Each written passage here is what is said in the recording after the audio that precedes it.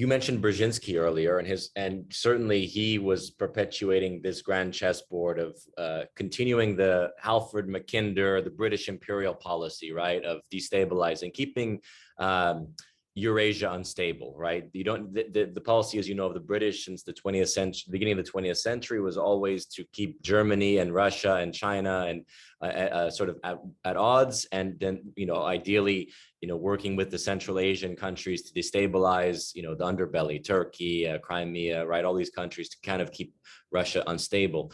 But what do you see as the agenda with Ukraine? Is this America and the Europeans looking for economic zones, natural gas and wheat, or are they really pushed? Do they really believe that they can achieve regime change by taking country by country, ultimately to take Russia? Is that the end? Is that the ultimate goal for the West? Is to capture Russia basically under their political and economic interests?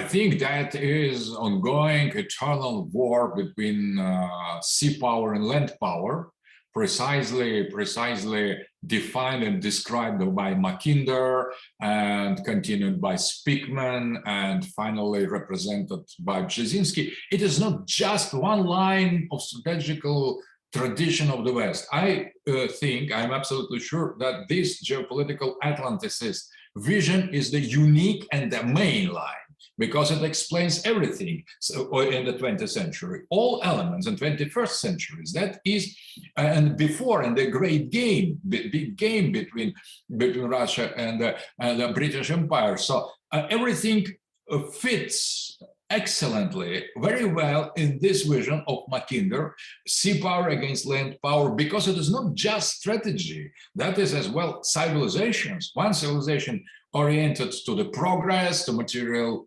achievement, democracy, changing rules, and there is the other conservative, constant, fixed society with the same values, traditional society. So that is Rome against Carthage. There is Sparta against Athens. So that is something that is inscribed in the logic of the human history. And in the last some 2, maybe 3 centuries, it is inscribed in Eurasia against the West, Anglo-Saxon West. And United States of America was not the part of that. So in time of Brzezinski, in time of Mackinder, he suggested that America is heartland, is much more closer to continental Russia. That was outskirts of the world with continental identity. So as you know, we had a good relationship. America and Russia at that time had a long history of, we inspired the Trans-Siberian Railroad. The Russians inspired us to free the slaves. They helped us, the Russians helped us in the Civil War. I mean, there was a good relationship between Russia and America at the time. Absolutely, absolutely, and more than that. So, for example, many things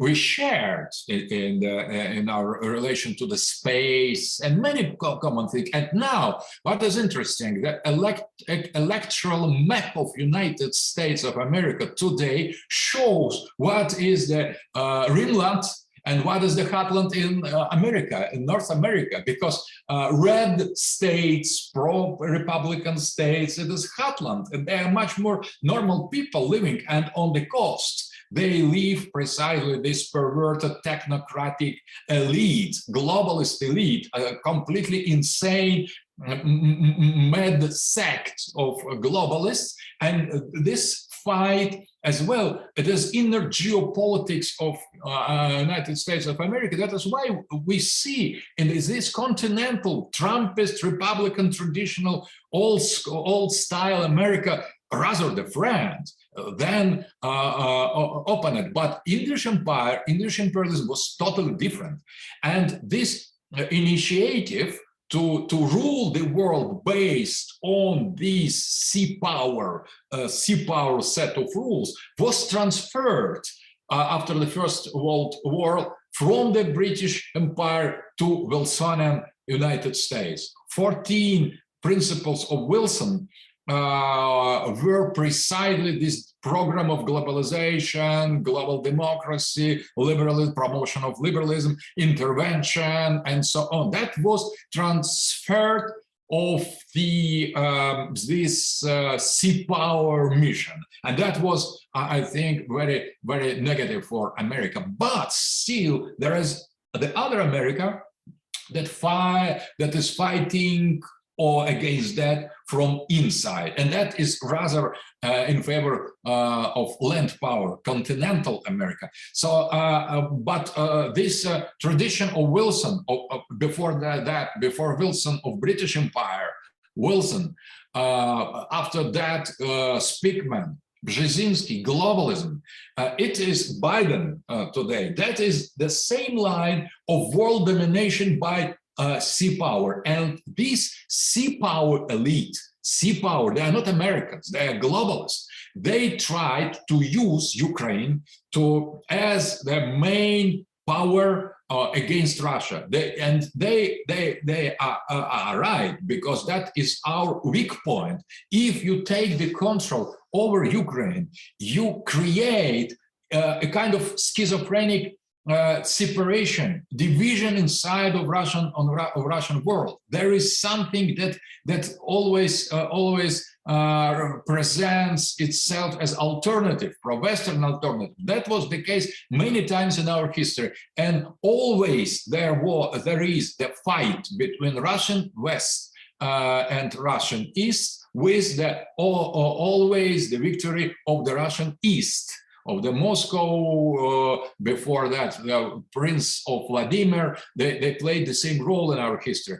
But I think that the main idea of the West, main strategy of the West, is to strangle Russia, to encircle Russia, to get further into the continent in order to cut Russia from the warm seas, as they said in the past, and to control, and after that to as well regime change operation. But today, interesting thing, they don't say anymore about regime change operation. They say in the United States, in the Electoral Commission and CFR, about Putin change operation, because regime is very pro-Western. They have globalists have nothing against this liberal democratic oligarchic regime in Russia. They don't want anymore to change regime or elite.